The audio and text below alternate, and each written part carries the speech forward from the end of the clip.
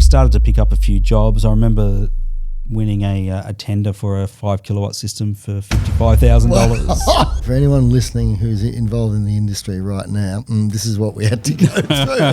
Woke up one morning, would have been about 1 a.m., unzipped the side window of the rooftop tent, and there's a giraffe head right there. Oh, wow. So we went Namibia, Botswana, Zambia, Zimbabwe, and then back into South Africa. Did that over a few months. And again, you really notice the impact of the apartheid era, because you're used to seeing all these villages on the side of the road, all these people. Then as soon as you cross the border into South Africa, stops. We saw a brown hyena, very rare to see, but we were driving in a electric Land Cruiser. Because we were in an EV, it didn't hear us. Just sat down with the wonderful Haydn Fletcher. What this man hasn't done in renewable energy is not worth doing. He's been doing it for 22 years. Used to be my old boss. We talk about Africa. We talk about his days at Canadian Solar, going solar. Yeah, he goes back that far, and a whole lot more. Currently the general manager of Clenergy, where he's absolutely going to kick the goals. So let's, without further ado, sit back, strap yourself in, and let's get into it.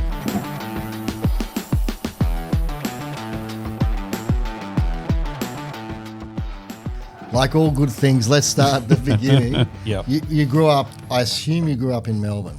Yeah, I grew up, funny enough, it was a little town called Hampton Park, between Dandenong and Cranbourne. What was a town? It was a town. The people used to laugh at me when I'd say, there was probably more cows and sheep and whatnot than people there at the time, but it wasn't long before, that wave of new housing developments and whatnot came in down through there. So, I went to a school with 40 kids, halfway between, basically towards Cranbourne, just a tiny little old school that's now shut down. But, so born and bred out in the southeast, and funny enough, moved up to Melbourne when I was about 21, for work, when I first got in the industry. So, yeah.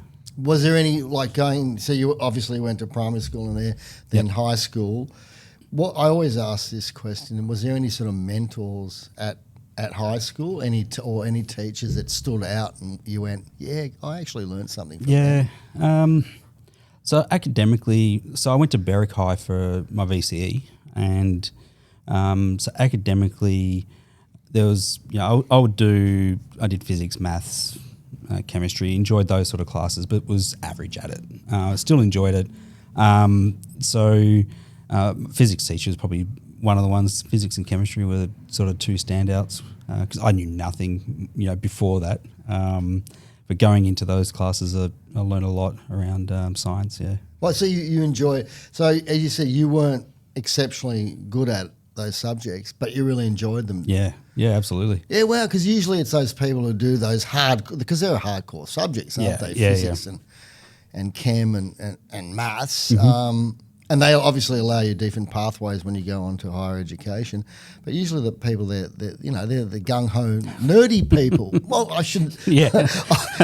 Can we take that bit out of you? It's usually the people who are really interested in and that as a profession. Yeah. I mean, on the side, as well as studying that, I was doing PE and human development. So it was kind of like a balance of the two. Yeah. Yeah. So, and I think I was always a sporty kind of kid, so it was always wanting to learn more about that space. I didn't really know where I was going to go, but like I said, I always enjoyed maths. So the doing chemistry year 11 was like, okay, I actually enjoy this. I'll do it again the year after, and same with physics. But I probably wouldn't have done physics if it wasn't for the teacher we had. Yeah, wow. Yeah. Do you remember their name? Oh, it's a hard one. I struggled to remember anyone's name during my... Actually, I was just down in Launceston for the weekend and catching up with one of my mates who I met in year 11 from that school, so we were still really close, and then realised it was 30 years ago, almost to the day we met. So that's when I... Yeah, wow. Hey, is that the same mate that we stayed with when we went down? Yeah. Yeah. Just a little bit of a backstory. Haydn was one of my bosses. It was a strange situation in a company called Harmonic Energy. There was three bosses, which I've never experienced before or since.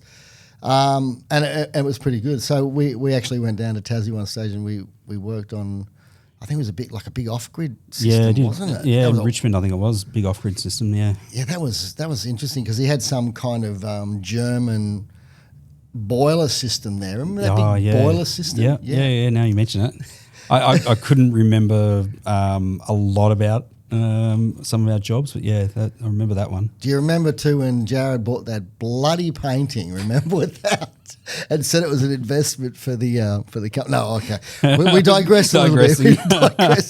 We'll talk about that later on. So you've done these subjects, but you've got this meld. It seems like the physical side, because I know you've played a lot of sport. You love the physical side of things. And this sort of really, it's pretty intellectually demanding, maths and chemistry. Yeah, and physics. It's quite funny actually. One of my first girlfriends, her sister found out that I was playing football for Doveton. And for those who don't know Doveton, it's like a suburb of Dandenong, which is, renowned for being a pretty rough area. Just a bit. Yeah. So, wow. But in the region, one of the most powerhouse clubs that you can go to. So I played there for a few years. You would have been the only one without tattoos. I'm not joking. At 16, 17, I was. But no, played with a few guys around Endeavour Hills, Doveton, and so that was, it was quite funny. And when my girlfriend's sister found out, she's like, "Oh, don't date him. He can't be any good." And then she met me and was like, "You play for Doveton?" Like, don't have the personality of what people would expect, but Is that, do you think like playing with team sport, because it's different from say playing tennis or golf? Team sports really do. I mean, it's cliche, but they really do teach you that the fact that you are working as a team and everyone has their differences. Is that a fair assessment? Yeah, absolutely. I've always said playing within a team sport definitely helps you to appreciate the differences of people. Particularly, I remember that side. We had some pretty rough players, and then we had some pretty polished players who went on, and a couple of them went on to AFL. Wow. But somehow, with good coaching, good people around you, you can bring those people together. And it does happen in business all the time. Where I am at the moment with Clenergy, 40-odd people now, and all very different people, different, I don't say egos in a bad way, but just different personalities, really. So different nationalities. There's so many people from various parts of the world and different cultures and different ways of building trust and those kind of things. So you've really got to work with all the different people and show each of them that you care about them all, regardless of what they're like. It really helps to, really need to build the team even at corporate level to be able to achieve what we achieve. Well, I'm jumping ahead a little bit here, but I always like to ask this question. Is this that ability to understand people, is that a learned thing, or do you have to? I mean, anyone could learn how to do it, but do you have to have something internally, simpatico with the human condition to be able to do it? Nature versus nurture. Yeah, exactly. I was getting there. Yeah, I think there's a couple of things. I've got a pretty level temperament. So I can attest to that. So I'm always up for a bit of fun, but also need to balance that with a bit of seriousness and vice versa. So, but I think with I've forgotten where I was going with that. What were you just asking? Nature versus nurture, like because you're managing people, and you can sort of learn the techniques, but I'll say it myself. I think it's internal. Yeah. It's the kind of person you are. Yeah, I think it's comes down to as well. I'm interested in people. Yeah. If you don't have interest in people, then it's okay to be selfish. But I suppose part of my selfishness is I do like to engage with others and where they've come from, what they do, and which is probably why I could play a sport with a club that was considered very low socio-economical area, but also hang out with the guys in the science lab and doing physics, the ducks of the school and that kind of stuff, and play chess with them and whatever else. Wow. So, but I suppose the learnt bit or the nurture bit, I don't know where to put this. I've got an older brother born with cerebral palsy. So having someone that as a young person I still need to care for, it's, we got a very good relationship as I do with my oldest brother. And I think that's helped gel us and appreciate all people. Yeah, wow, that would you have got a caring, empathetic nature. Yeah, and you are. Yeah, I can test. You are very level. I've often made comparisons between you and Jamie Allen, and I know you know Jamie. You've both got this like water. It's very, very level, and it's a wonderful thing when, especially when people around you can be all over the place. You need to have that someone to go, hang on, let's bring it all in. Yeah, it's so important. There's definitely certain things where you need to let your emotions, just bring them in, keep them in check, and yeah, absolutely. There's probably once or twice a year where I feel like I've let things loose a little, but no one would see it because it's still pretty pretty calm. Yeah, but I reckon if you got really angry, it would be not a nice thing to see. Yeah, I could. Yeah, let's go back to you finished year 12 at Berwick, Berwick Secondary College. Berwick Secondary, yeah. Second college. Is it still around? Yep. And what did you do after that? Did you go into the workforce? Did you do more study? A bit of both. So at the time, again, like a lot of guys, I didn't know what I wanted to do. Moved to Bendigo for 6 months, studied at La Trobe Uni, nature tourism, and realised that it wasn't going to be for me. So came back home and just did a couple of jobs, just earned a little bit of money, working in a plant nursery, chocolate factory, just wherever the agency put you for a few months. And actually, funny enough, I was in the CFA for a number of years at Hampton Park and thought, well, that could be a career move. So studied fire technology at Swinburne TAFE, and as I've started to apply for jobs, had a health issue which I think wasn't really a big issue in my mind, but to them they were like, okay. So this is with the Department of Environmental, one of those sort of... what, DPA, was it? No. It was out at Mansfield. Okay. Wanting to work in sort of, fly in, fly out sort of fire is in that area. Okay. So anyway, it didn't quite work out. And then I was like, what am I going to do now? Actually, that same health issue stopped me about 6 years earlier when I wanted to get my pilot's license, which we can also come back to. Because you've got your pilot's license. Well, it's just lapsed, but I wanted to be a commercial pilot. Health issues, sorry, can't help you. So I kind of bumped around a bit, not knowing what I really wanted to do. And eventually by reading Renew magazine, I think it's called. Yeah. There was Earth Garden magazine. Yeah, that's some of these that's right. sustainable magazines. Yeah. Grassroots. Yeah. So I'd be reading those just for fun. And my partner who became my wife, she was like, well, why don't you study renewable energy? Because I was telling her about solar and things. I was like, I wonder if you can do that here. And so there was 2 universities doing it at the time, UNSW, that we all know, and I think Murdoch in Perth had a course as well. And I was like, I didn't really want to move to either of them. Fair enough. And the only other one that I found was a TAFE course again at Swinburne in renewable energy technology, and that kind of from that passing interest in some of these things to now it's been a career for 25 years, 26 years. Because you got in on the early day. That course was quite comprehensive, wasn't it? Because it wasn't just about solar, it was micro hydro, it was wind and environmental building design, and solar hot water heaters. Yeah, hydro, the whole bit. It touched on every little bit of sustainability, really. And it was almost an introduction, really, to what could be done. And it tied a lot of things together, particularly the sustainable building design and that kind of thing, which, quite fascinating. again, interesting people in that course. And some people, mentioning earlier, James Walker was in one or two of the subjects I was in there. A few others that sort of bounced around the industry, gone on to government, that kind of thing.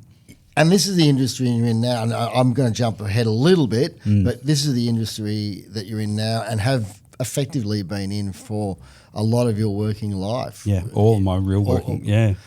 Did you, like, I know you love solar, you love renewables, you love the whole thing. Do you constantly remind yourself of that connection between things? Like you mentioned environmental building design, that holistic approach to living. Is that's something that's first and foremost in your mind? Yeah, I think care for environment is a big one for me. So always enjoyed, like I said, studied nature tourism, and so I was very fascinated by and enjoyed going out into the bush and I think probably growing up there was a lot of environmental issues sort of coming to a head through the 80s and 90s. So there was, Greenpeace were, probably an even bigger deal than what they are these days. But there was a lot of issues around the Japanese whaling, and there would be anti-nuclear protests. That I think at one stage they wanted to put a nuclear dump down near Hampton Park, and they wow. Can you imagine that now there? So there was a number of these sort of things popping up, and but I've always been an outdoors kid, so for me it kind of helped tie in a lot of those interests around the environment as a whole. And there's a number of organisations that I still to this day donate to, just from a just wanting to make sure that there's organisations out there separate to government actually trying to improve the outdoor life. It's interesting, isn't it? Because, you and I know, and anyone who's studied this area, that there is this intrinsic relationship and this between all these things. But it seems that the only time it's adopted by the mainstream economy is because of financial incentives. Mm-hmm. And we will talk about the $8,000 rebate, but I'd like to go back a little bit and sort of continue on from a job perspective, what you did, after year 12. So can you just give us a little bit more of that? Yeah, so once the renewable energy technology course was done, I think I sent a letter to all the 150 odd companies in the industry asking for a job. Compared to how many there are now? I hate to think. And luckily enough, about a month or two later, I had a couple of people reach out. One was Bart Weiss in Tassie, who had a small business down there. But the other one that was of more interest, I suppose, for a lot of people was Going Solar. Yes. And they had been around since the late 70s. And they're still around now. Still around, wow. Under new ownership now. But it was such an iconic company where a lot of people have come out of. Lockie Bateman, Warwick Johnson, Duncan McGregor, yes. Obviously Jared, business partner, myself, and a number of others have sort of come and gone and stayed in the industry. That was in Carlton, wasn't it? Yeah, well, when I started with them, they had two locations. One was Victoria Street near the Vic Market. That was the retail store, and then I was actually looking after our wholesale business in Brunswick, which is where most of the work was sort of done. But eventually the two sort of came together, and we based ourselves out of the 60L Green Building in Carlton, with a 3PL basically around the corner that we used, and as the warehouse or a storage unit, really. I shouldn't call it a 3PL. But yeah, I was with them for 5 years. Can you explain that particular building that you were housed in? Because it was a special building, wasn't it? Yeah, actually, this also goes back to my early high school days when I was at Hampton Park. There's a bit of a connection. The 60 Green Building was. I don't know who the consortium was, but one of the main guys there was a gentleman by the name of Mark Wooten. he was my English teacher at Hampton Park High, and he had he and his partner had, inherited some money, and he left teaching and did a number of things. But they wanted to have this concept of I think effectively a 6-star green commercial building. Way before anyone else, really. It was really early. Very early 2000s. And they put this building together, natural timbers, natural airflow, obviously PV on the roof, solar hot water, encouraged cycling into the office. It was a very big cycling shed. And it was actually a really good community of companies. So obviously we'd moved in. There was a company called Flow Car Share, which became FlexiCar. So they were next door to us. ACF had the entire first floor from memory. Environment Victoria were there. Wow. So a few others. So really good environmental connections within that building. It was a really nice place to work. We were one of the first tenants to get in there, and we realised there was some issues with the designs, but bit by bit they were able to make some changes that really improved the work life there. Wow. Yeah. And the kind of work you did, was it mostly, it would have been mostly off-griddy kind of work back then? Or give us like a rundown of I started with them in 2002. And like I said, I was there for 5 years. And it was predominantly batteries, solar hot water. And even then, you'd do one or two grid sales a month if you're lucky. And a lot of guys sort of my age or even older are like, I remember the days when a solar panel was $10 a watt or $13 a watt. And so you'd do you'd sell a 1 kilowatt system, and it's like all of a sudden $10,000 comes into the bank. It was just I remember at the time there was one of our part-time employees said to me, why would you put a 1 kilowatt system in? And actually, I commented on one of Nigel Morris's posts this week, saying that it's not just that 1 kilowatt system that's going to improve or replace coal. Because at the time, why would you bother? But bit by bit, it all just accumulates. And you look at the situation we're in now, it's that tipping point of renewables is now more than coal. So that's right. It's taken 20 odd years, but bit by bit, and it's not going to take another 20 years to fully replace it. So that's well, things start speeding up, and it's a non-linear relationship after a certain point. It's like with EVs, isn't it? Yeah, the uptake of EVs. Exactly. I mean, panel pricing coming down from $10 a watt. So it actually went pretty quickly from sort of $13 to $10 a watt. Very quickly went to about 60. And then 60 to 40. I thought, wow. 60 cents to 40, $1 a watt to 60 to 40. And like the pricing these days, I'm jumping around a bit here. I know people are concerned about China reducing or getting rid of their VAT on solar, and it's going to push pricing up. And hearing stories of people, pricing's going up 10, 20%, starting to freak out. It's like, that's bugger all still. Panel pricing for the last 2 years, and again, can get into my Canadian solar days, but we will. Panel pricing has been too low for the last 2 to 3 years.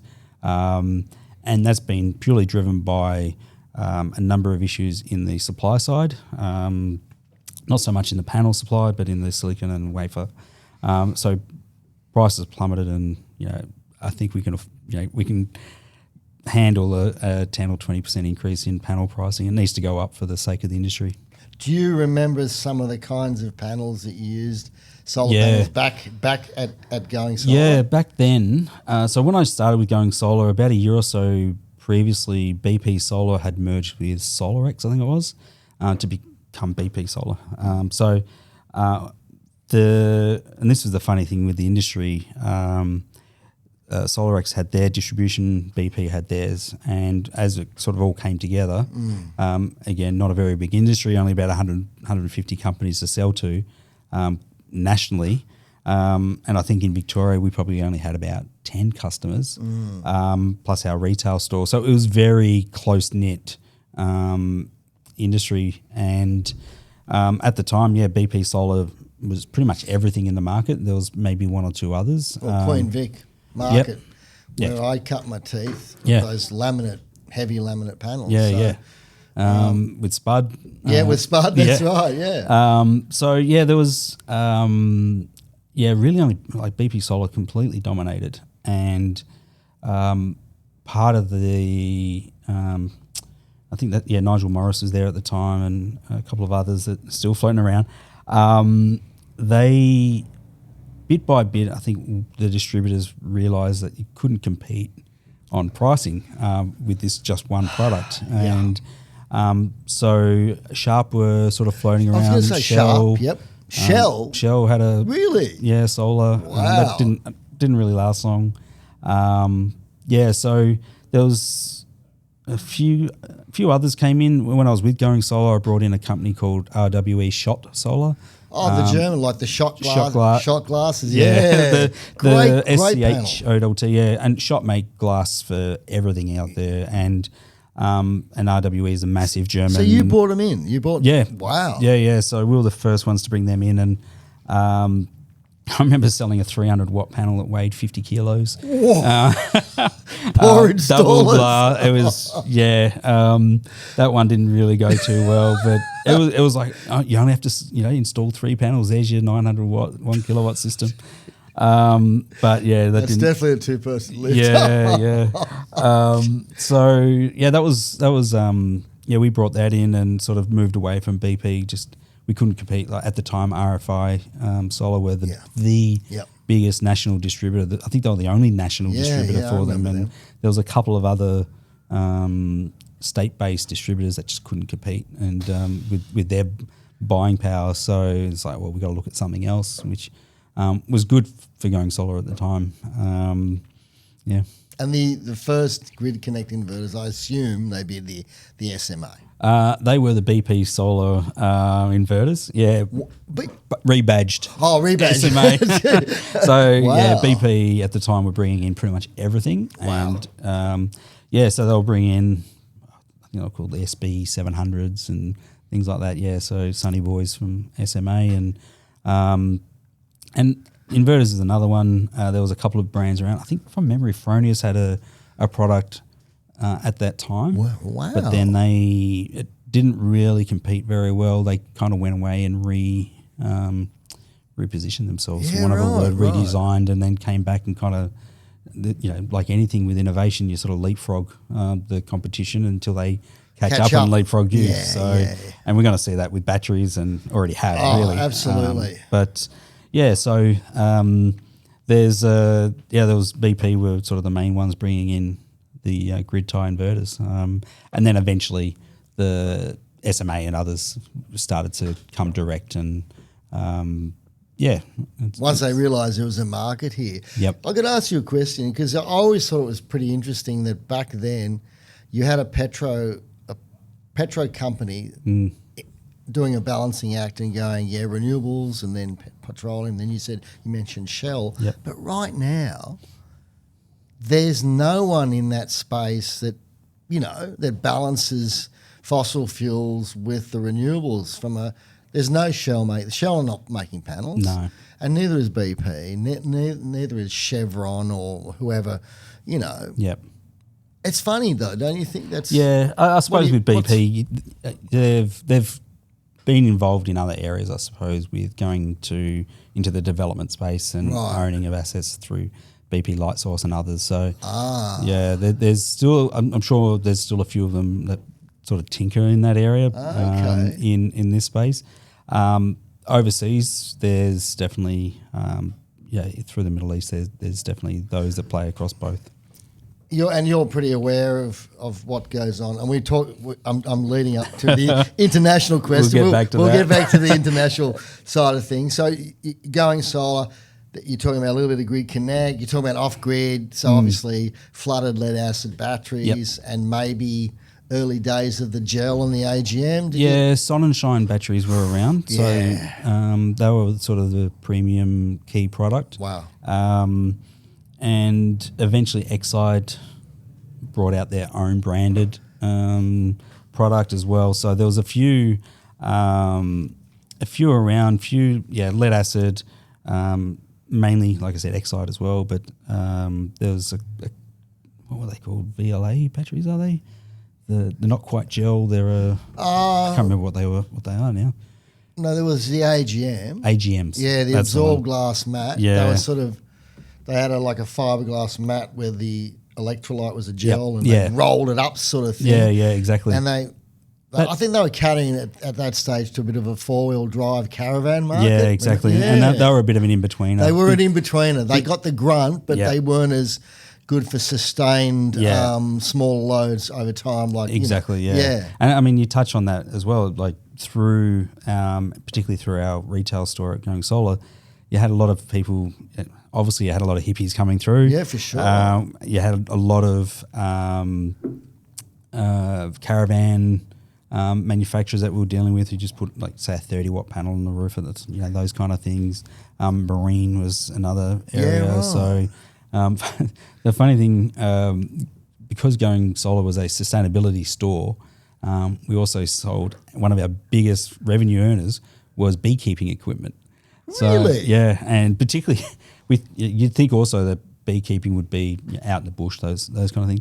Our biggest clientele through certain parts of the year, as you're coming out of winter and into spring, was your old Italian, Greek migrants who were living in the northern suburbs of Melbourne. Preston, They'd all come down to Going Solar, pick up the beeswax, pick up new frames, all that kind of stuff. So yeah, it was quite fascinating. So that you had a specialist in the store that would know about bees? Basically, yeah. Wow, that's really interesting. Yeah, but most of us wanted to learn anyway, so we all kind of picked up on what it was all about. Yeah, I've had bees for a few years, but I'll there's a caveat. The last lot died. I'm the worst beekeeper ever.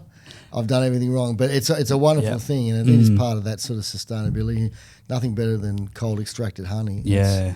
So 5 years at Going Solar, basically seeing the start of the grid connect stuff, off grid, all this renewable. Solar hot water used to be big back then, didn't it? Absolutely, but not so much nowadays. Yeah, I think it's just become a standard product through the plumbing range. So right. Your specialist solar distributor wasn't needed. So we were selling Beasley and Edwards.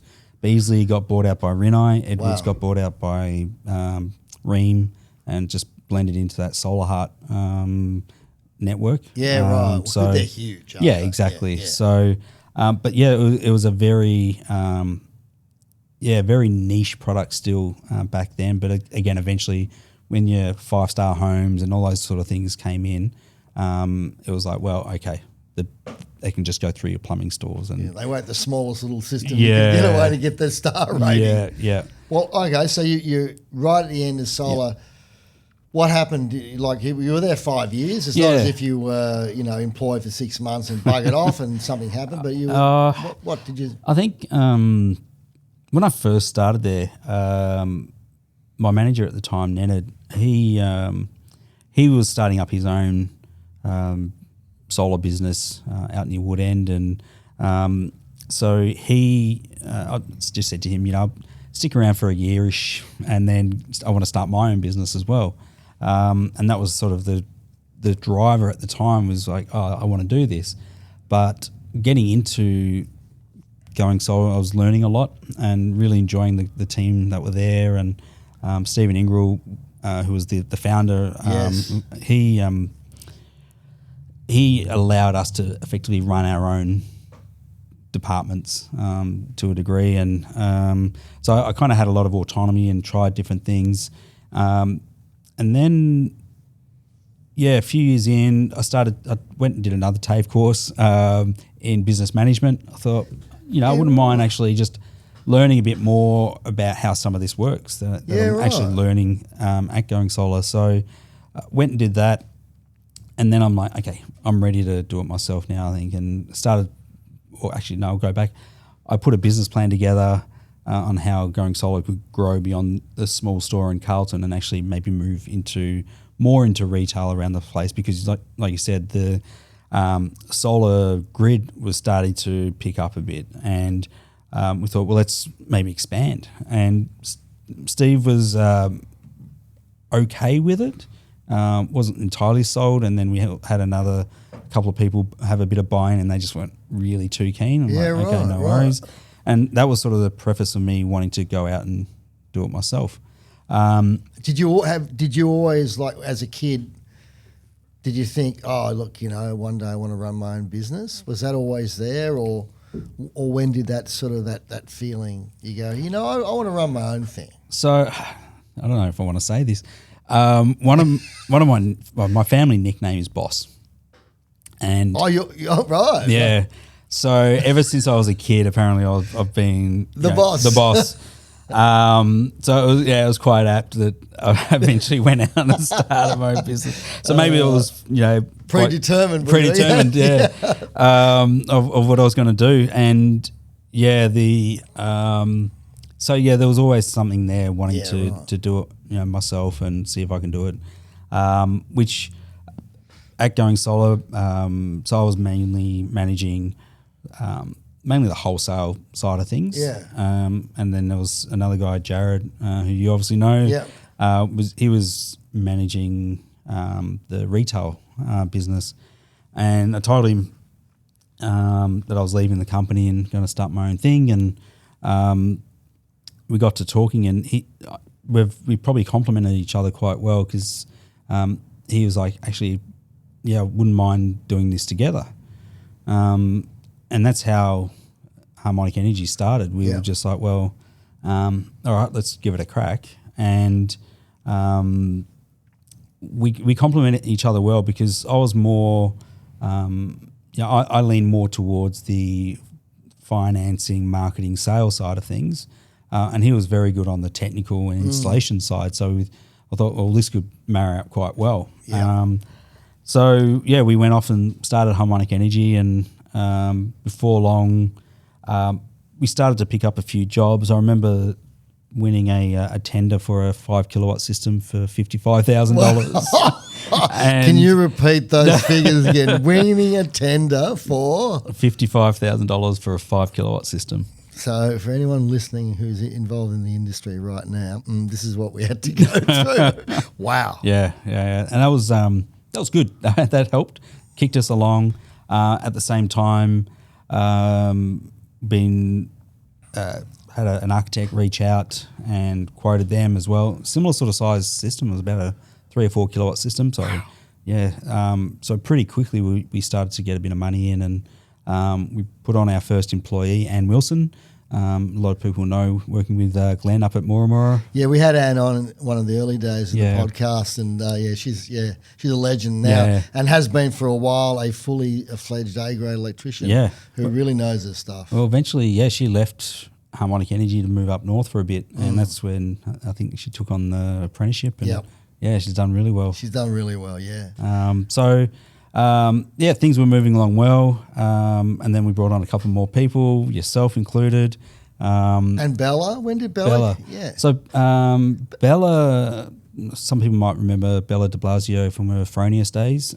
So we worked together at Going Solar as well. So she was there. That's what I thought, yeah. So Jared and I started the company, and it was about, to be honest, I can't remember the timeline, but a year or two in, Bella joined us to become a third partner in the business. So, but she was working for us first, and then Jared and I were like, actually, why don't you become a partner? So it's a funny number, though, isn't it? 3? I remember you always saying that. Yeah. Well, that's the thing, isn't it? Like, it is, because with 3, it can be 2, it can be 1, 2, 3, or 2 against a third, and these things shift. It's a weird funny dynamic. Power dynamic. Yeah, it is a funny power dynamic. Yeah. We made it work again, because we all had our own strengths. Yes, and again, Bella was very good on the technical side. She would get in amongst it and throw panels up the roof, and so they ended up being quite. more involved on the install side of things and design and leading the technical part of the business. Whereas I was more back end, just making sure wages are paid and balancing the books and all that kind of stuff. Yeah. Do you remember some of the early, the early systems panel wise? And I know the answer to this question. Yeah. So well, the thing about harmonics, again, most of the work we were doing was off grid. Well, that's where most of the revenue was coming. Yeah. And grid connect systems were still only 1 or 2 a month sort of volume initially. But from a profitability point of view, the grid connect was premium, mainly because you had the 50%, I think it was called the RRPGP, Remote Renewable Power Generation Program. And you got 50% off for your system. So we'll be putting in, like what the rebate program does now, you put in a much bigger system for the same price. And excluding the diesel generator. So we're talking off the off-grid, of course. Off-grid, yeah. So there was this massive rebate. So we were doing quite a number of systems in that space where you only need to do one of those a month and cover all your expenses. And then the grid was sort of like the cream on the top and sort of allowed us to build and do other things. So, but yeah, in terms of panels then, Kyocera was our go-to product. They were probably one of the with BP Solar, Kyocera was probably one of the ones that sort of were thereabouts in terms of size.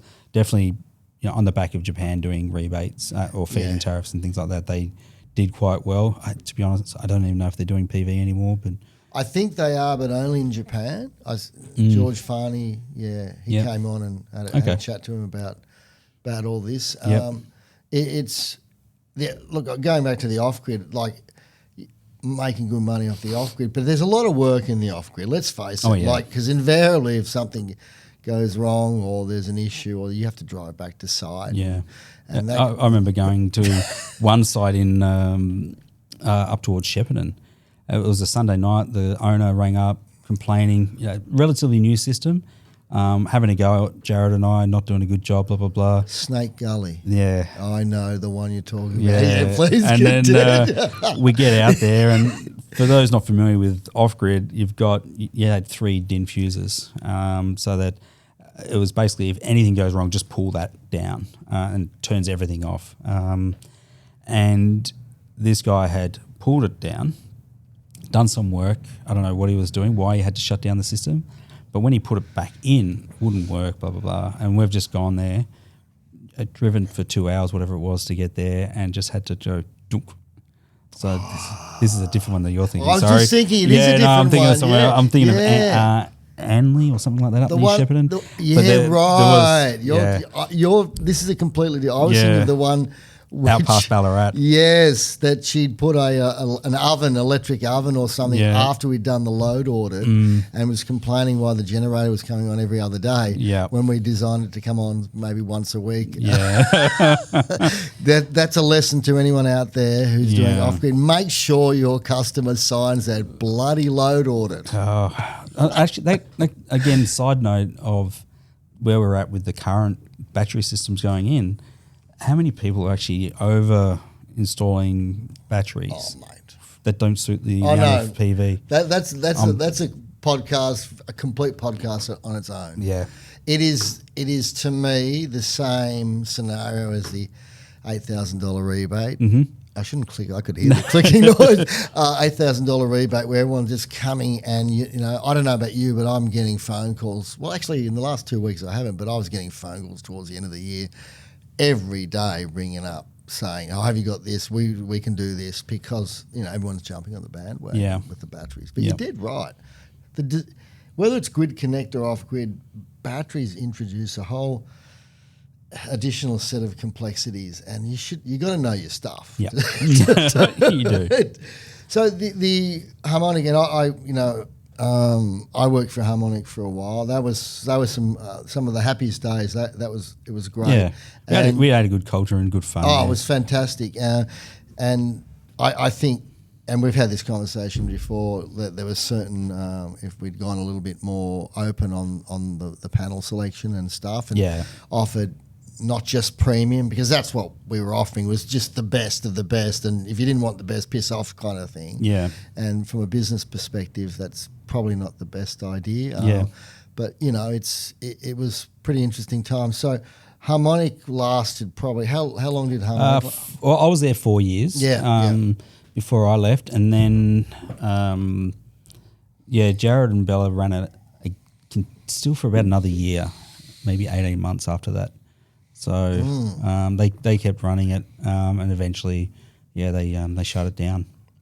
That was around the time when the Enviro shop was around as well, wasn't it? Yeah. A little bit later. Yeah, Mick started Enviro shop early 2000s, so before, he was still around a little bit earlier. Like he was going solar. Not quite that early, but gotcha, yeah. It's I mean, obviously the market's completely changed now. There's thousands. There's over 8,000 accredited installers on the list. There's companies left, right, and centre. Yeah. There was a time where I probably knew every single solar person in the industry. You go to a conference and everyone would be there, and there'd be 150 people in the room. So, because you've been involved for so long, do you use that to your advantage when you're having conversations with people, or when they find out that Haydn's been around forever? Do you think that there's an advantage there in certain situations? Yeah, it helps in making connections. Yeah, absolutely. So even where I am now with Clenergy, we went out, had our Christmas party, went up to Murramura on the way to a winery and just had a look around there, because a lot of the guys who aren't involved day to day in sales, for example, don't see product installed and things like that. So let's take the team up. So we took the bus up, and Anne was there. Excellent. And having a chat with everyone. It's like, oh yeah, we used to work together 20 years ago, whenever it was. And then the other day we had a meeting and had Warwick Johnson join to give the team a bit of an update on some of the SunWiz data, which I'm so happy for how well he's done. And it was the same thing. Oh yeah, we used to work together, and it's sort of like it does help for people. Oh, how do we do this? Or where do we go for that? It's like, oh, I can call blah blah blah. Or, I'll give Velly a shout. I'll get my Teledex out. Let's go. Yes. Yeah. It's funny, even though the industry's big now, it's still sort of small too, because you start mentioning people and they, I know them. So it's not that big an industry as what people think. Like everyone sort of knows everyone else. Yeah, you know? Yeah, exactly. I'm talking with Haydn here, but I just wanted to take this opportunity to remind you, don't forget to like, comment and subscribe to this YouTube channel, and also to subscribe to Greenwood Academy. So, Harmonic Energy, 5 years, what next? Well, that's a great question. Hopefully all my questions are great, Haydn. Yeah. So I'm going to throw out another name in the industry. I decided... You name dropper, you.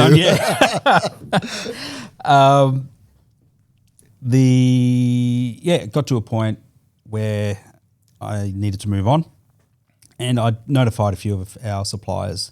And one of them was Craig Hunter, who a lot of people know, and he was working for a company called Clenergy at the time, who were the sole distributor of Power One inverters, which became, I think, ABB, and then became FEMA inverter. I don't know how to pronounce it. Firma. Peter Bellany.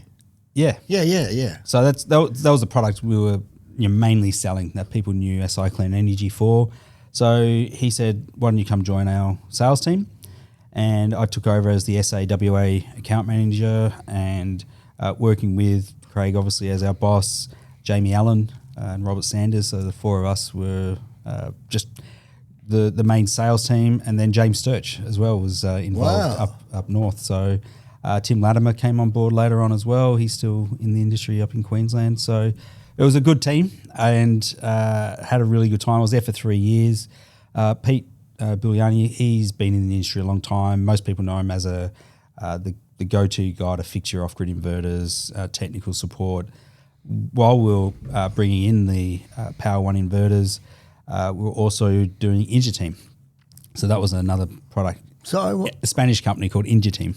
Oh yeah. So they had a resi product which didn't really take off here, but they also had a large utility inverter as well. Right. So they actually had a couple of projects that there was some issues with the inverter. I think it was mainly just to do with different coloured cables. So Pete was sent out to help fix that, which he did, and he's since now gone on. SI Clenergy went back to its roots of really only a small retailer in Coffs Harbour. Wholesale no longer really exists, but he started up Megawatt Power. That's right. Yeah, so he does a lot of support for O&M companies, particularly with the larger inverters. So he's doing quite well. And so I was working with him for a few years, and then kind of it felt like a gap filler role. No disrespect to the guys, but it was more of a, well, what do I do next? And that's when Canadian Solar opportunity came along. So no thoughts about starting another business or anything like that? No, I think it'd been sort of done. Yeah. I've done that. I've tried it. And yeah, there's been different. I'm that kind of person. I'll come up with different ideas. Maybe could start a business doing this or that. And in the end, I was quite happy doing something different. And I'd always wanted to work with a manufacturer. And when I was really going, okay, yeah, time for me to move on after a few years there, I actually had an interview with Enphase, and they were just starting to come to the market, and Canadian Solar. And funny enough, I got another name drop. So I was talking with this guy not long after. So you probably know Ben Bishop, who he ended up. So after both of us interviewing for the same role, we both felt that we've got the one that we actually wanted. So Enphase were great. Met with them for a couple of hours, and but from there, it's like actually the Canadian Solar one sounds a bit more up my alley. And Daniel Ruas, who's known particularly in the development space, he was my first boss at Canadian, brought me on. Wow. So Canadian Solar's an interesting name. They were originally a Canadian company, weren't they? Yeah. And then got bought out by Chinese concerns? No. Or what was the story? So Sean Q was the founder with his wife Han Bing, and they were living in Ontario, Canada at the time. Yeah, right. So Sean was working with another PV manufacturer. The name's slipped my mind, but it was a French business. And he was working there in the R&D, and he wanted to start up his own business. And so, as you do, living in Canada, what do you call your new business? Called it Canadian Solar.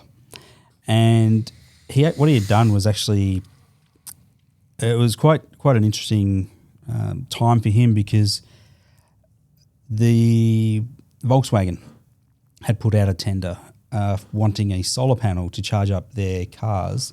So after they'd been manufactured, they were sitting in a lot, mainly the Mexican plant, and they were sitting there, and quite often the batteries would discharge before they've been shipped and delivered. Right. And so they just wanted a small solar panel to trickle charge these car batteries.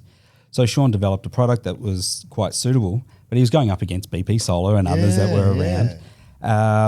And the guys at Volkswagen liked what he offered, but knew he was quite small. So it was actually Volkswagen that brought Sean's business, brought Canadian Solar to effectively German standards, German motor vehicle standards, to be able to manufacture and sell this product. So he was going to set up the factory initially in Mexico near where the product was needed, but Sean, being from Beijing, set up in China instead and started supplying Volkswagen these small panels. Just a couple of years later, so that was going well. A couple of years later, the German feed-in tariff came in. So all these German companies are now looking for solar panels. And guess who they go to? Yeah. Wow. So by having this German automobile standard or accreditation, I can't remember what it was, or certificate, the Germans were like, well, you've reached that level. We'll back you. So we were able to start manufacturing larger products, selling it to the German market. Wow. And then bit by bit grew. And then you go into California, Japan, and the business grew organically from there. But the actual roots, the board, a lot of senior leadership is still based in Canada. Wow. With a very strong, obviously, Chinese connection and leadership there as well. Wow, that's I never realised. Yeah, that. and when I started with Canadian, they probably had around about 1% market share. It was quite small, and one of the early things that I started talking to people is, I don't quite. Probably the worst salesperson in the world. I don't really go out and sell the product. Yeah. I don't go out and sell the product. I sell the company. I sell what we're about, who we are, the culture, why we're in business. And so early days I would go around and talk to people about where the company came from and explain why it's called Canadian Solar. Because at the time there was a number of basically products being made in China and companies calling themselves a German name. Yep. Because they wanted to get into the German market, and that's how they course. started. But they were actually a Chinese company. But Canadian Solar is actually a Canadian-founded company, Yeah, wow. and then set up the factory in China. And do you think that helped in the early days with the perception of the product being exceptionally well made, etc., and all of that? Yeah. Because obviously now the majority of panels are made, vast majority of panels are made in China, but under pretty exacting controlled conditions, because their manufacturing is quite brilliant. Yep. And they spend a lot of money on engineers and tool makers and all those people who are involved in production lines. So you know that's wow. Because there's always, that's the thing. Do you think, like, when you're talking to people, is it the company you're selling or the people behind the company that you're selling? Well, it's one and the other, really. It is intertwined. There's certainly the people behind it. I certainly enjoyed working there. Otherwise, I wouldn't have been there for 10 years. Yeah. Good local team, but also globally, a lot of really good people working for Canadian Solar. 10 at the years time. you were there? Yeah. Wow. Yeah, I flew by. Well, which leads me to the question about your pilot's license. No, we will get to that. What was the business model for Canadian? Were they selling to, and now do they sell to distributors? Do they sell to end users? Do they sell to both? What were they doing? Yeah, well, obviously I've been out of the company for a couple of years now, but originally when I started, the Canadian Solar's not just a panel manufacturer, Right? And so when I started, I mentioned Daniel before. He was the boss of the Australian business, which included the development arm of Canadian Solar. So people knew Canadian Solar as the developer and as the panel manufacturer, and probably the developer more so initially. So I've come on board, looked at it's mostly through distribution or a handful of direct clients, but my approach with Canadian Solar was strong distribution support, and brought on a small wholesaler in WA called One Stop Warehouse, or OSW, that people know. They were just a tiny outfit in WA when we first brought them on. Green Tech had only just started. Yeah, so I started wow. working with these two companies. And there were a couple of other distributors as well, but the other distributors were selling a whole range of product.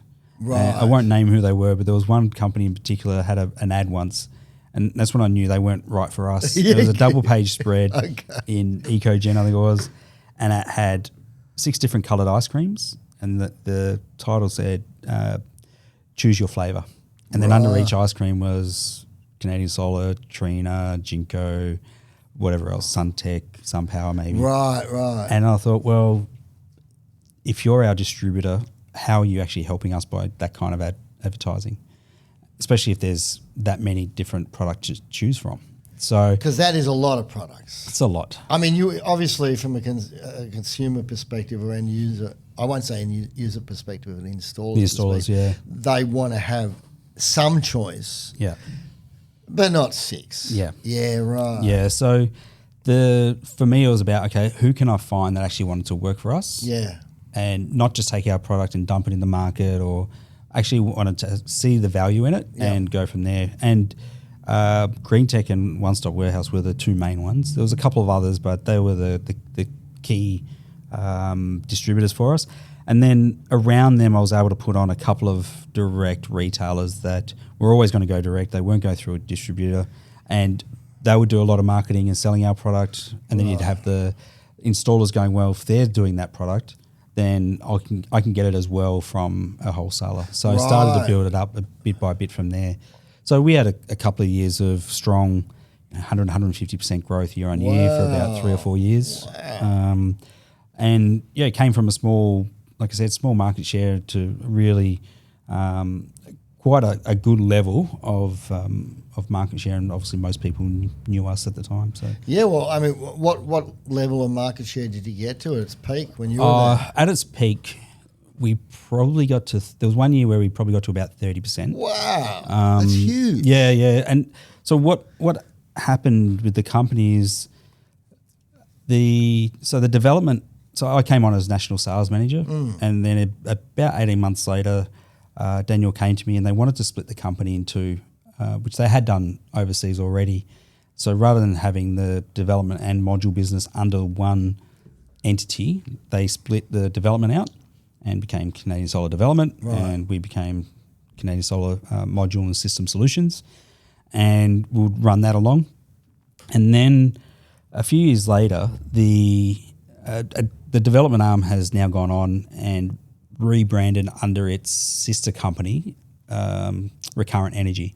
So Recurrent Energy was I think originally it was owned by, again, maybe one of the oil companies. I can't remember. Maybe Sharp. Can't remember who it was, but they sold it to Canadian Solar because Canadian Solar had set up a development business in Canada in it was either 06 or 09 and have done very well in the development space around the world. And so Recurrent Energy and Canadian Solar in the US were running separately. And eventually they just brought them in under the one entity and called it Recurrent Energy. So it's a Canadian Solar business.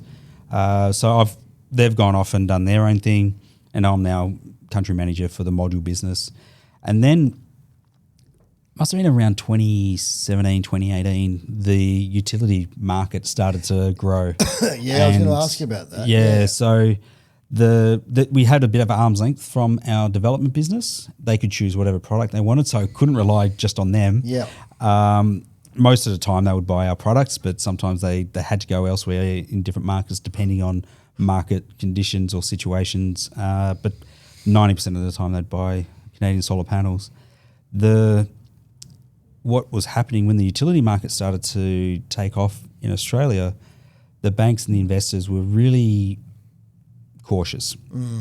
And there was a number of projects wanting to be built but couldn't reach financial close for a number of reasons. And a lot of it was just the investors and the banks not trusting the EPCs who had no experience. Yeah. And so there was a couple of European American EPCs that have come into the market since and have done quite well, but the Australian EPCs weren't trusted. RCR was probably the only one because they were so big, but because of renewables, they imploded, which is a bit of a really sad story on how that happened. But they were also being very aggressive and wanting to own the EPC market. Yeah. And there was a couple of contracts they had signed which bit them in the arse because they couldn't complete the project on the back of grid. They couldn't get grid connection for whatever reason. Everything's built and ready to go, but they fell over, and so that was a bit. That was pretty sad for the industry. But at the time, we thought, well, we've got the development experience, we've got the module experience. Why don't we bridge the two? So I started up with the help of the guys from Canada, a construction and an O&M business. Oh, that was going to be my next question. I didn't know that this happened, but it seemed like a logical progression. Yeah, so what we did was we took the head contract basically and signed that with a number of the developers. So we did Darling Downs. I've gone blank now, but there was a few large projects, 330 meg projects, 220 meg, some big ones. Finley, Kiamal was another one. So these were some really big projects. So we came in, signed the head contract, and the procurement was more or less under us, but we'd bring in a design and contract builder. So Right. worked with one of the European companies, Biosar, which had issues, but they were struggling with the Australian regulatory side of construction. Right. This is mostly New South Wales, is it, or these farms, or Queensland as well? Yeah. Queensland, New South Wales, Vic. Yeah, right. Yeah. Right. So we did quite well out of that, and of course by signing the construction or EPC contract, we also got the O&M contract to manage the solar farms afterwards. Yeah. So the O&M business has actually done very well since. So I was managing the three companies, modules, construction and O&M in the Australian operations. Without your brain exploding. But you were talking about people in business earlier. You just got to bring good people on and trust them to do their job. Yeah. And I've always said to people, I don't micromanage. I need to an extent, understand what's going on. Of course. But I had some really good people. Yoris Erkins was managing the construction, had Warwick Batston doing, he's now moved overseas. He was looking after O&M for us. There was a few people involved, and then this is probably going to lead into a few other things that have happened now in my life, but we decided to shut down construction because we were eventually competing with the people we wanted to sell to. And so I thought, well, that's not working. Yeah. It's very risky. It is. Business to be in. So we decided, well, let's not do construction anymore. But the O&M business moved over to Recurrent Energy and has been running under that entity since. Yeah, look, I like to touch on a point, the importance of surrounding yourself with good people. You can only do that if, one, you're interested in people, and that you also understand people. Is that a skill that you've been developing over the years? Like, are you better now at working out who someone is from, say, when you were way back at Harmonic Energy days? I'm probably better at understanding people. Take the neurodivergent space. Autism, ADHD. My current partner has a consulting business in that space, and I've gotten to understand people a lot better. Who, because I probably, like a lot of people, never really knew what even ADHD was, and now having a better understanding of that has certainly helped, and can more so in understanding people when they're at the most vulnerable.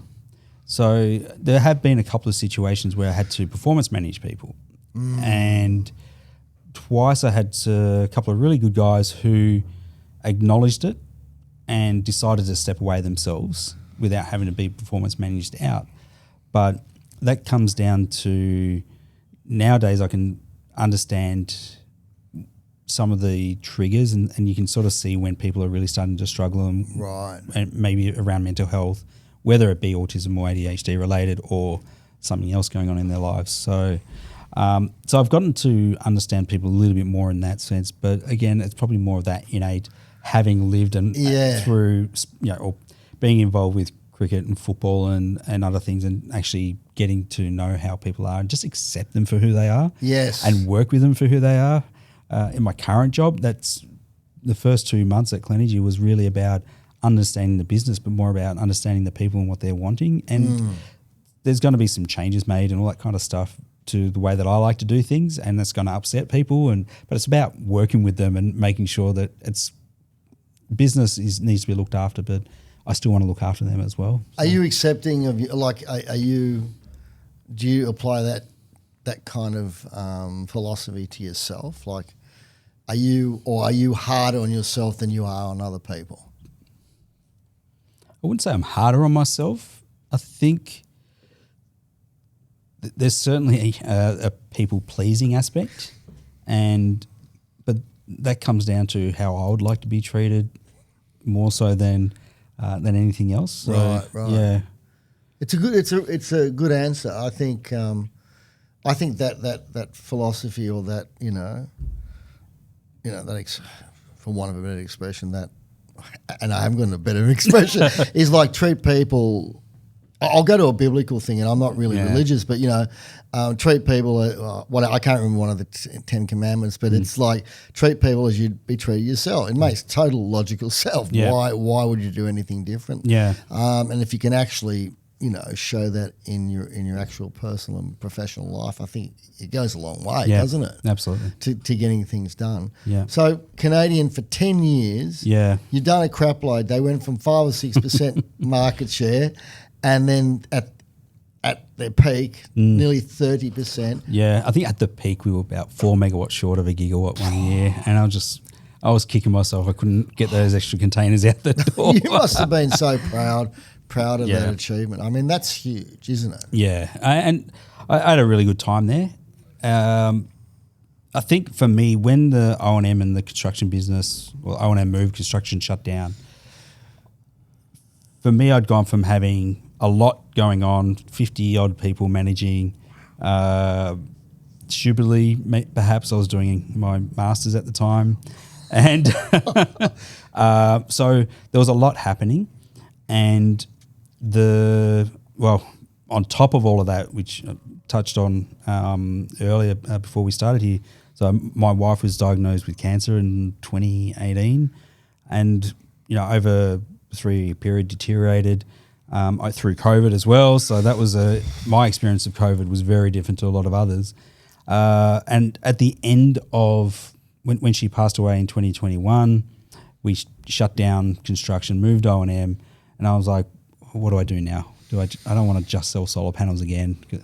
I've experienced a lot of different things, and but taking a lot of what do I want to do in life, and I was looking for the sort of the next change really. So, yeah. So is that what led? Well, how did you get to overseas? Because I know you went to South Africa.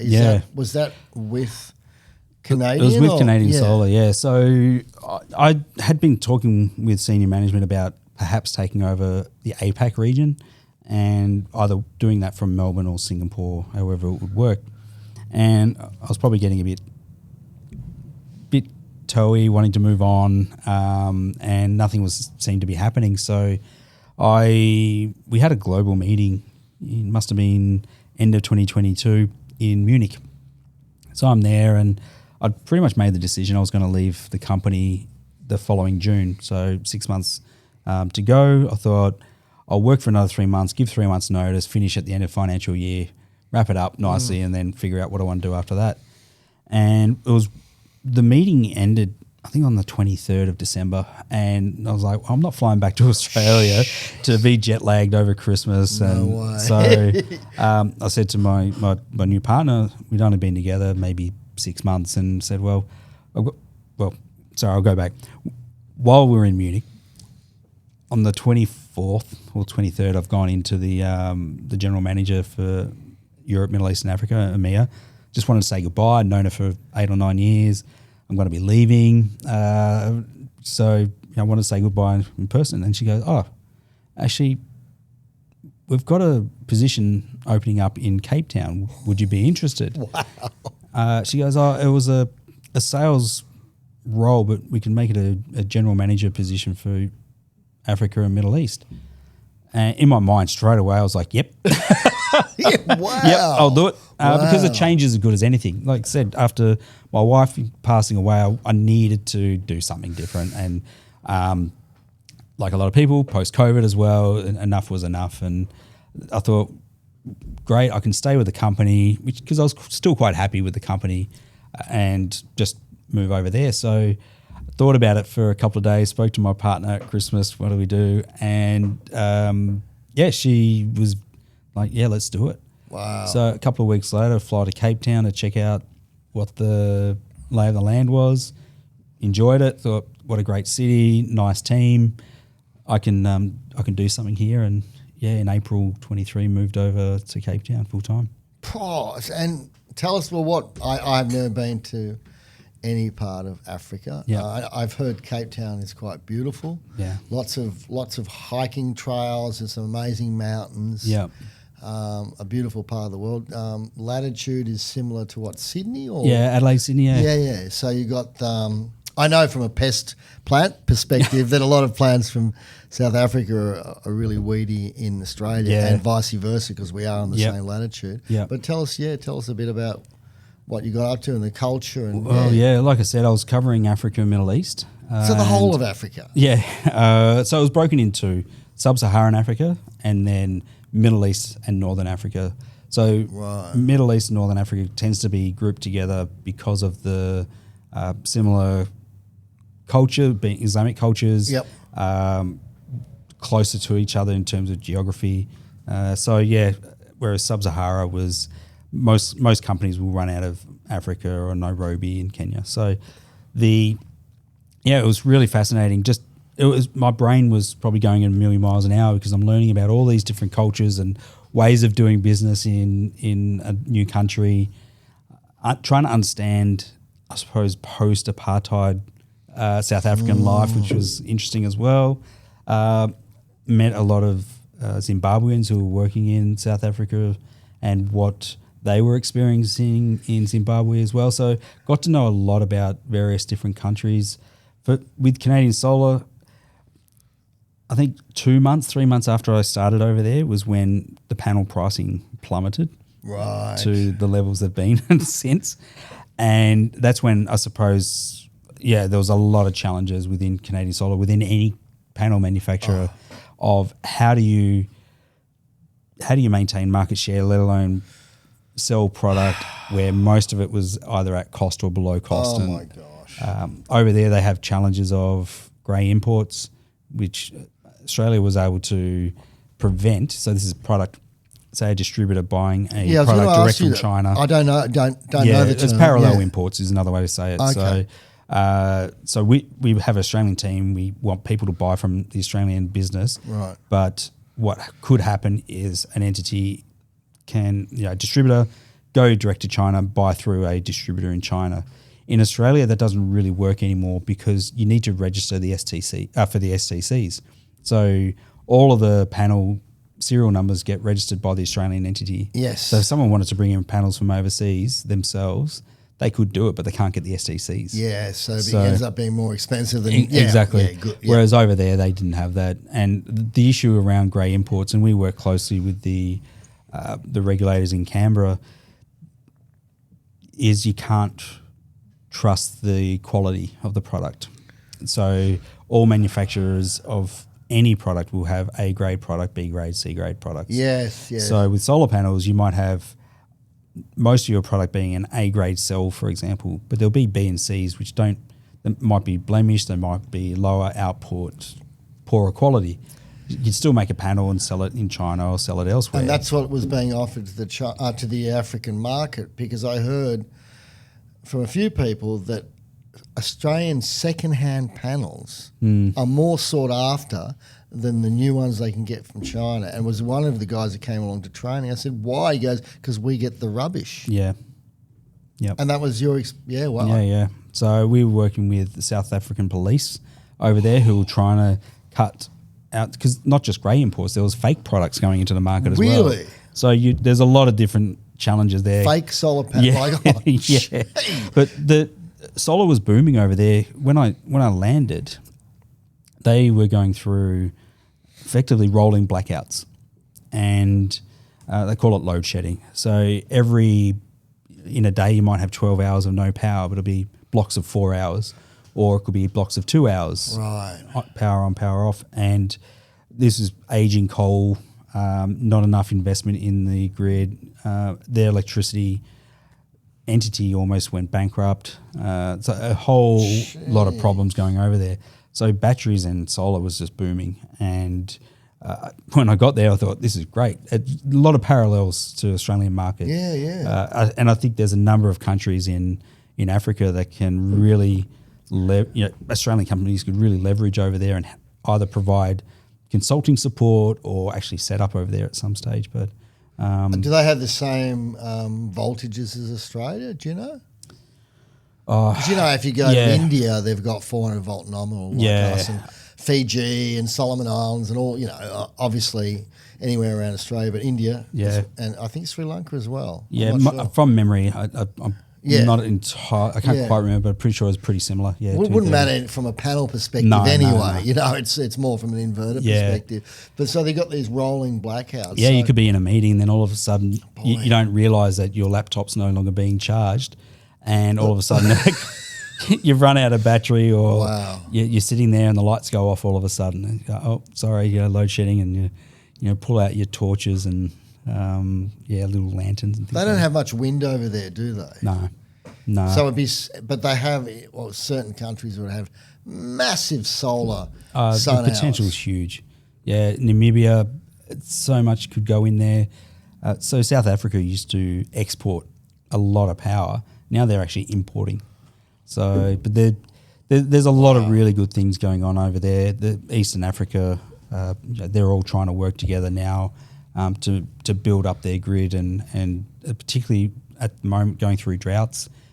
I think it may have broken. They've had a lot of water recently, so places like Malawi and elsewhere where there's a huge water resource, but during a drought it's really starting to take its toll. So heaps of opportunities over there. I think the South African government has started to really trying to improve access for solar. Right. There used to be some stupid rules around maximum systems you can put in. Went from 1 megawatt, and then like, oh, we've got a problem. Let's increase it to 100 megawatt is your maximum. To now you can put in whatever you want. But, Yeah, right. again, there's who owns the coal, who owns Of there's course, those vested kind of interest, things. of There's a lot course. of vested interest over there. So, so it was a really good experience. I enjoyed it. Got to about 18 different countries. Really loved Jordan and Saudi Arabia. Right. And went to Morocco a couple of times, Kenya a few times. So, yeah, they were really good. And I'm really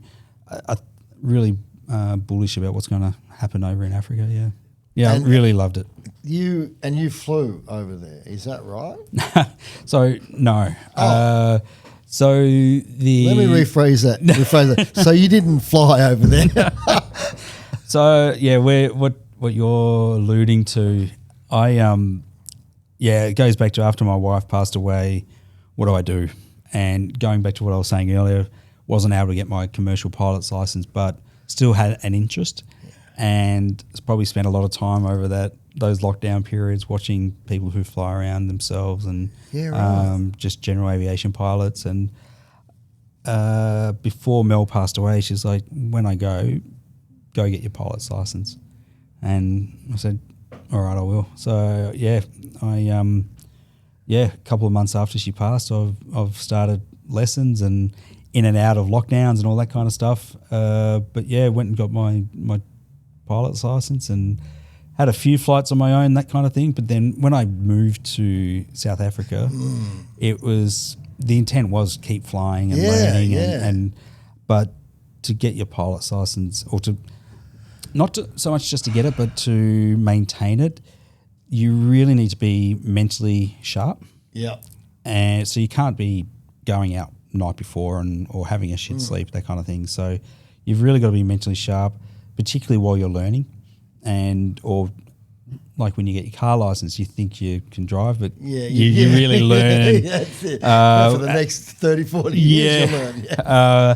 So I couldn't commit to it because of the new role and the I won't say mentally burnt out, but at the end of a week, it was just too much, too draining. I can imagine. to want to go out and fly. So, but when I was with Canadian Solar over here, had a good team. I'd be up at 4:30 in the morning. Wow. Go out to the airfield in Bacchus Marsh, do my training, and then by 8:30 I'm done. I'll be driving into the office. So I was able to fit it in, and then there'll be a few afternoon flights or weekend flights, but yeah, it was mostly early mornings, and go out and get it. Must be a great feeling flying, as in control. Yeah. The first time you do it on your own without an instructor, it's pretty daunting, but you know what you're doing. So it's you stay near the field, and then they let you go further, and then you go further again. So yeah, I've really enjoyed it. Now you said before that the license is just about to run out? Yeah, I've let it lapse now. There's been again a long period between actually flying. Health issues. getting older, Valley. You know, I know. but yeah, it's quite costly as well. Oh, I was going to say that's the thing. It is costly. So no, I think I've parked that, enjoyed it.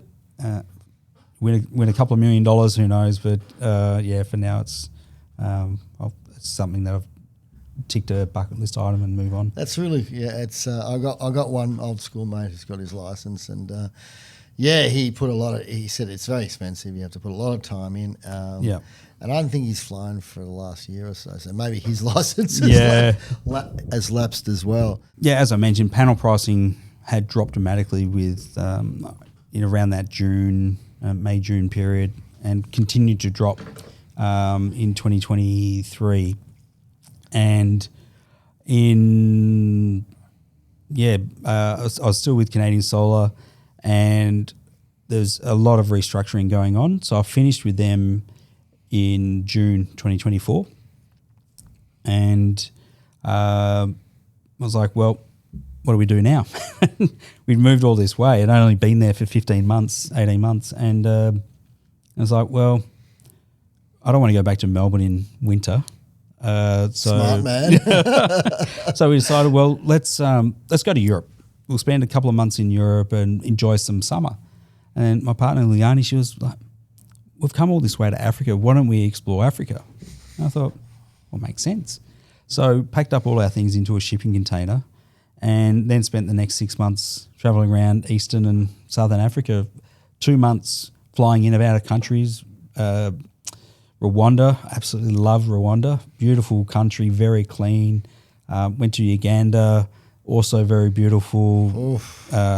Kenya, Seychelles, Reunion, which is a part of never heard of it. Wow. Reunion, my French is terrible, so I'm not going to try and do it in French, but it's a French colony, basically, but near Mauritius. Seychelles would be as well, wouldn't it? Is that French? Was. Yeah, right. Yeah, right. so that bit of time around there, did some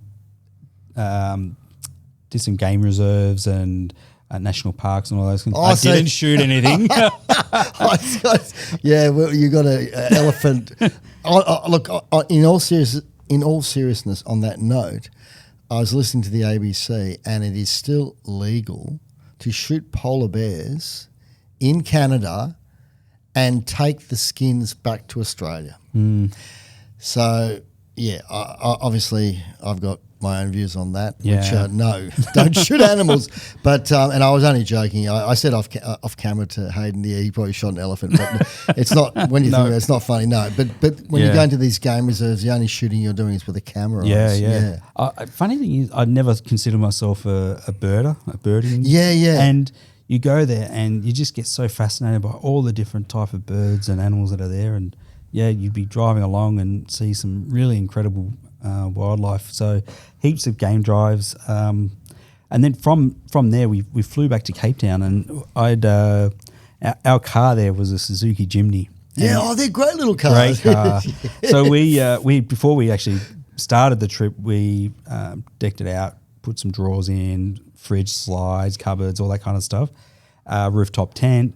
Wow. And after a couple of months traveling around more the eastern part of Africa, we flew back to Cape Town, drove up to the Northern Cape of South Africa during their wildflower season. So had a look at that, and then just kept driving up. So you weren't worried about safety? I mean, obviously, was there any safety issues, like two foreigners traveling, camping out? I mean, safety from animals, safety from gangs or So there's probably two parts to this really. Outside of when you're driving around, it's very rare to go and just wild camp wherever you pull up. Did it a couple of times, but in the middle of a desert in Namibia, so there's no people around. So it's fine. Not many animals that are going to hurt you in that area. Right. But then there's other parts where you park inside a gated caravan park, effectively, just to make sure that the elephants don't come in and things like that. I can always shoot them though. Yeah, but there was a couple of parks we stayed at actually where woke up one morning, would have been about 1 a.m, unzipped the side window of the rooftop tent, and there's a giraffe head right there. Oh, wow. So had some really interesting experiences of that.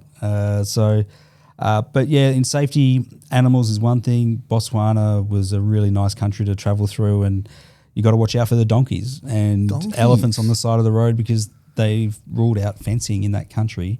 So farmers can't fence off because there's still migration animals. Oh, my God. So you just got to be mindful. You'd be driving along the highway, doing 80, 90, 100 down the freeway, and there's an elephant on the side of the road eating, and things like that. So you got to be mindful of that kind of thing. But when it comes to people, generally felt safe. Wow.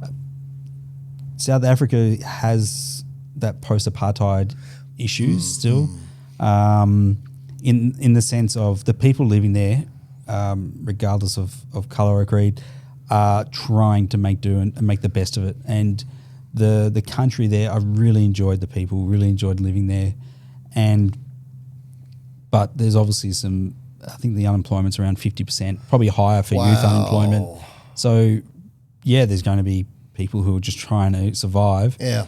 And, so there were certain areas where it didn't feel comfortable driving through and stopping, but most of the time it's just your own inner concerns that, as opposed to what reality really was. Yeah. So we you take precautions, and there are carjackings and things like that do happen, but we didn't really feel any more, particularly in Cape Town when we were living there, we didn't feel any more safe or unsafe than living in Melbourne or any city really. It's just, there's certain parts that you just don't go.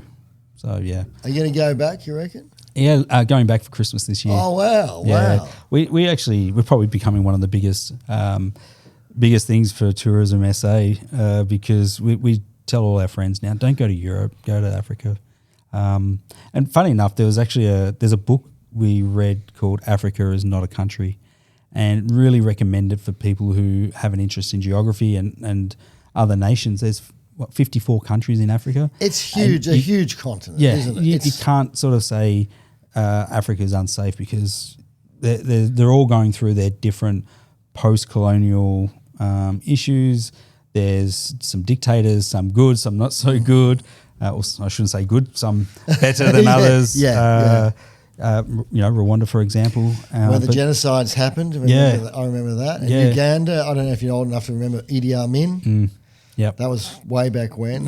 But it's beautiful country by the sound of it. Yeah, absolutely. And again, they're all just trying to make do. And so I really enjoyed the nuances of each country. Obviously, didn't get to all of them. I think I probably got to about 16, 18 different countries. There's still a lot more out there. Passport, please. Yeah. Passport, please. It filled up. I was going to say you had a lot of stamps. Yeah. So you got back. So when you got back from, the African continent, all those travels. Yeah. You've got no job. Is that right? You got back. You got no job, and you go. What happened? Yeah, the fun had to end. Probably in hindsight, probably should have stayed another few months because we'd come back deliberately around Christmas, wanted to see family and go to the cricket or whatever we wanted to do and enjoy a summer, and knew we wouldn't get work straight away. So we just took our time, found somewhere to live that was quite central, and then started getting back into Australian life again, which probably took about 6 months in all honesty. And in April last year, I thought, I need to went to the Smart Energy conference in Sydney and thought, see what works out there, those kind of things. Started talking to a few recruiters and all that type of stuff, and ran into Samir Jacob, who I think you've had on before. Yes. And he was with Selectronic, a product I'd sold since I joined the industry in the off-grid days. You know it so well, Yeah, and so met with them and started with Selectronic in June last year, which only lasted 4 months. So the team there, really enjoyed the team. It was just one of those situations of it. When I was talking to Rod, the CEO and owner,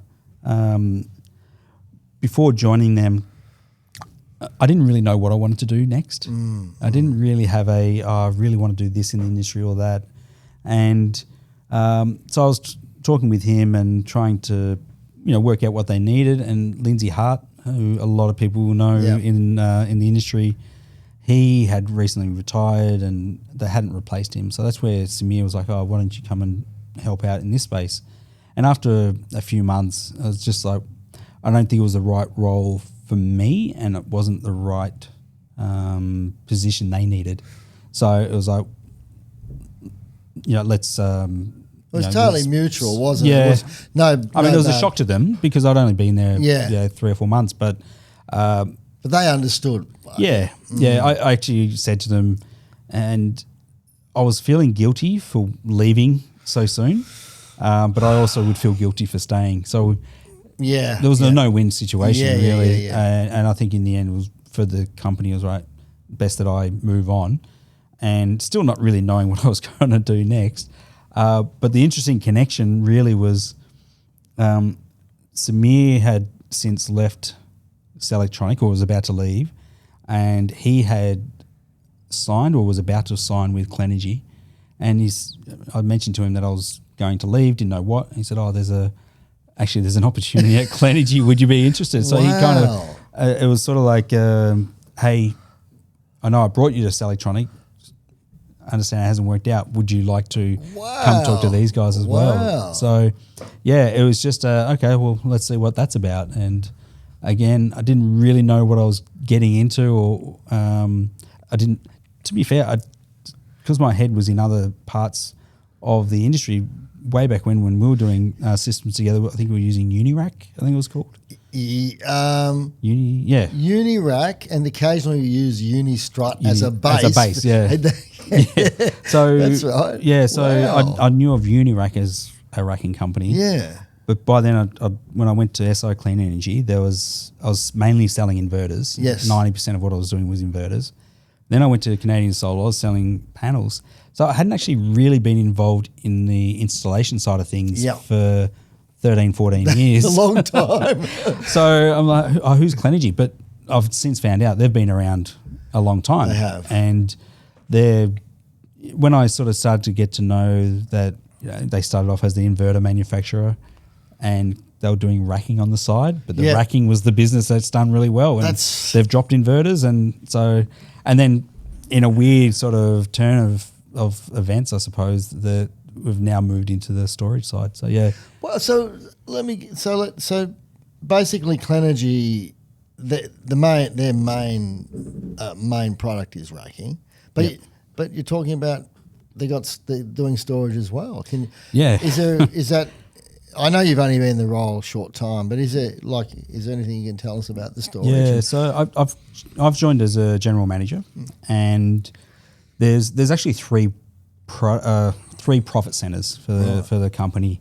Racking is the main part. Yep. So most of it is in residential, commercial solutions with a little bit of ground mount as well. Yep. And I want to ask you about that afterwards. Okay.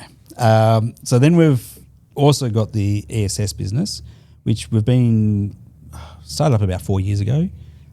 50 odd people in R&D in China. We've got 10-ish people in Australia working purely in ESS. So it's not just we're just going to relabel another product. It's actually developed our own product and solutions. So the unfortunate thing for Clenergy ESS is that the rebate happened when it did. It probably happened 6 to 12 months before we were ready to really launch. I understand. I've been doing product, slowly moving product in the Australian market. We've got a couple of new range coming out, which will allow us to increase our volume and market or access the addressable market more. So that's the second one, and the third one is our tracker business. So again, not a lot of people realise we do trackers. And it hasn't been a focus for the Australian business because they've been doing a lot on the racking and now moving into the ESS and the tracker business. We've done done gigawatts worth of it overseas, but nothing in Australia. So we're now trying to build up our knowledge of the Australian market, have a product that's ready for the Australian market, and start to roll that out this year and next. Because in the last couple of years, I think. I did some analysis on this. extracting stuff from AMO and various. So there's a lot of data out there if you know how to extract it.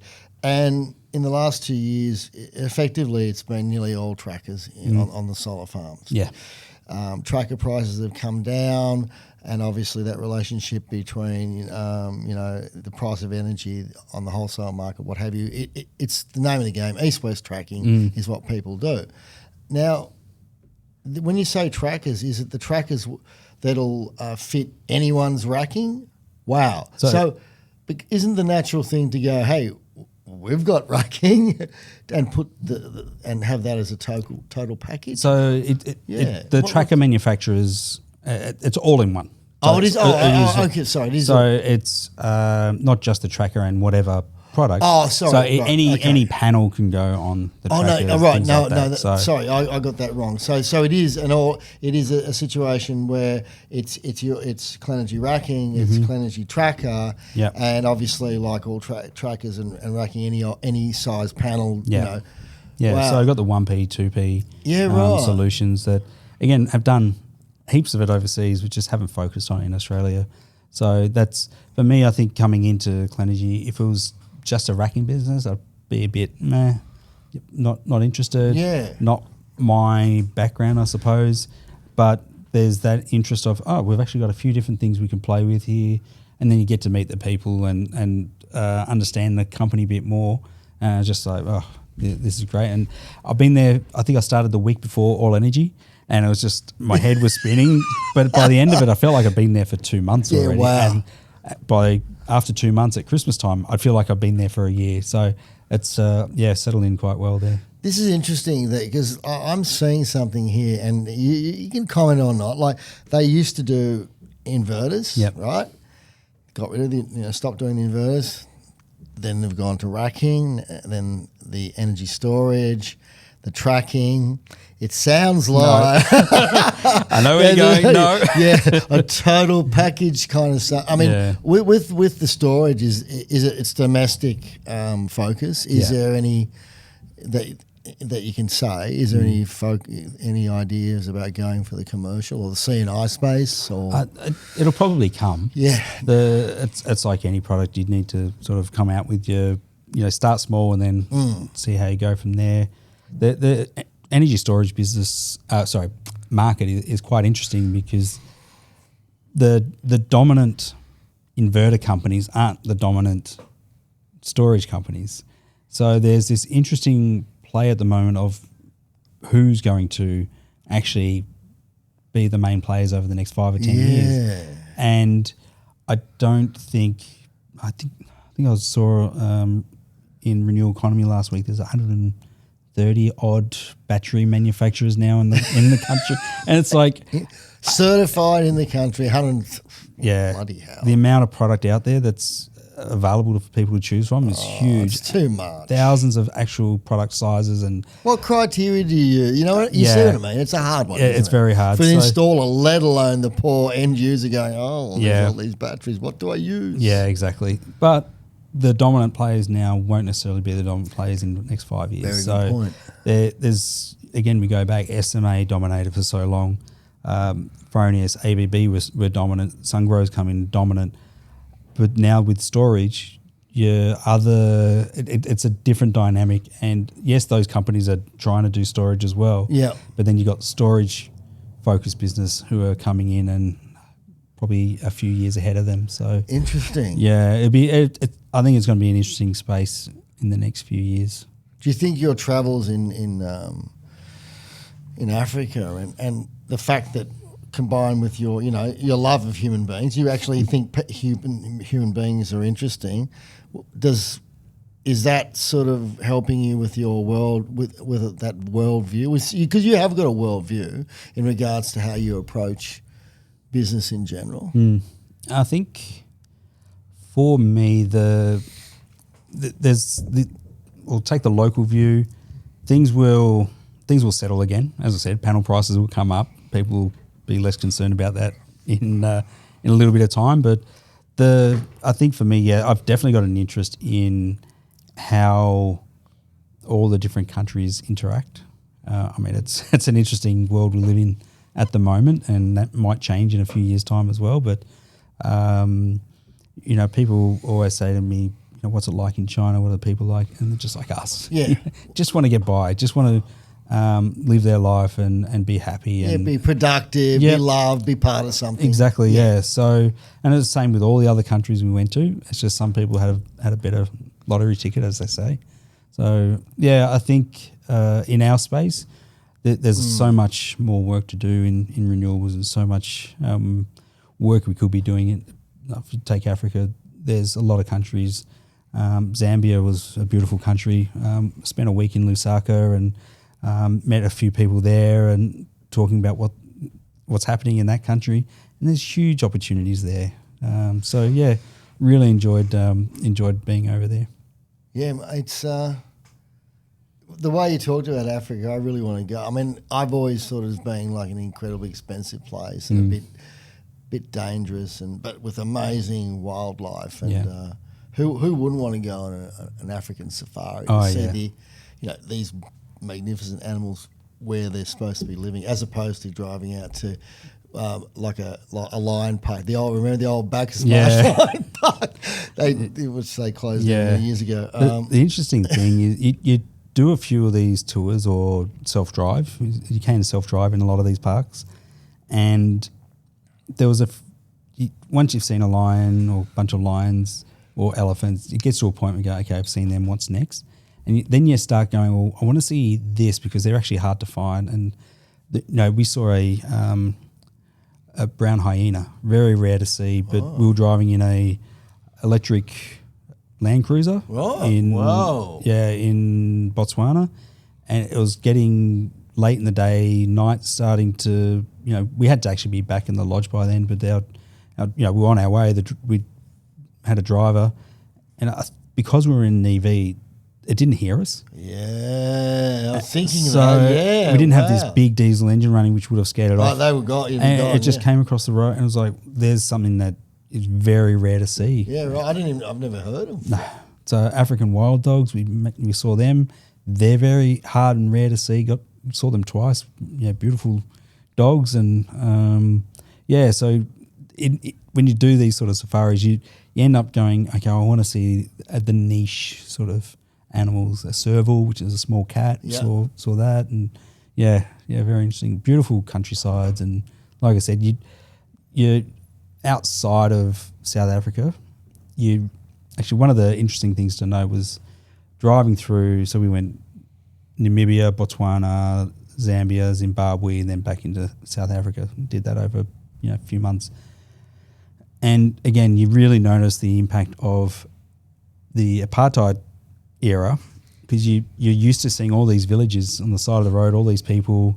And then as soon as you cross the border into South Africa, it stops. Yeah, right. And it's, everyone's moved into townships or the main town. So you'd be driving along, and it's like here in Australia, you just see fields and fields and fields of animals or cows and grass, and then all of a sudden there's a population. Whereas all the other countries, they've still got their villages, and they've got cities and big towns, but you really get used to driving along and just seeing the way life should be, and then bang, you cross the border, and it's like, ooh.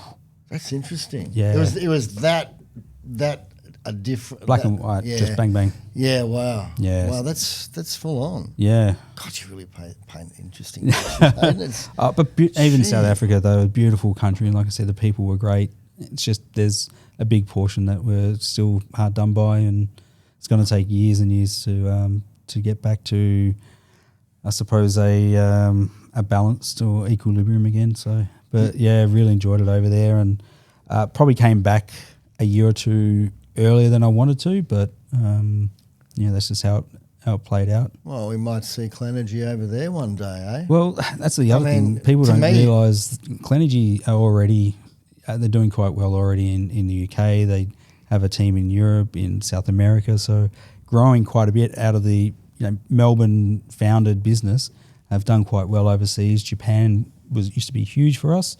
Market dropped a bit, but they're getting back on track there. So who knows? I might be over there again one day with Clenergy. I bet you're going to fingers crossed. Oh, that's great, mate. Yeah. Thanks so much for coming in. That was really good. It was we could have covered so much more. I mean, let's see. Part two. Part Part two. three. Part two. Absolutely. So, Yeah. yeah, cheers. Thanks very much. Yeah, no worries. Good to be here. That was really good. It was really good.